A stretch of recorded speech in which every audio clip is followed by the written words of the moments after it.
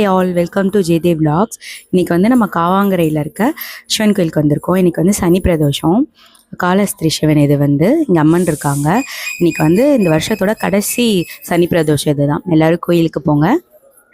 இது வந்து காவாங்கரையில் இருக்க காலாஸ்திரி சிவன். இது எங்கே இருக்குதுன்னு பார்த்தீங்கன்னா கமனப்பா கோயிலுக்கு ஆப்போசிட்டில் இருக்க சிவன் கோயில்.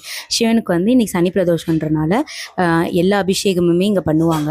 எல்லா பிரதோஷமே ரொம்ப விமர்சனையாகவுமே இங்கே நடக்கும். பார்த்திங்கன்னா இன்றைக்கி வந்து சனி பிரதோஷன்றனால பால், தயிர், விபூதி, இளநீர், பசுந்தயிர் வந்து இங்கேயே கிடைக்கும். பசுந்தயிர், பசும்பால், அப்புறம் வில்வம் பூ எல்லாமே வந்து வாங்கி கொடுத்துருந்தாங்க.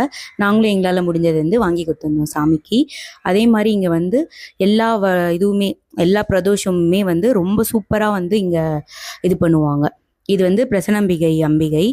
இது பார்த்திங்கன்னா இங்கே வந்து முருகர் இருக்காங்க, விநாயகர் இருக்காங்க, சாய்பாபா இருக்காங்க. எல்லா சாமியுமே இங்கே இருப்பாங்க.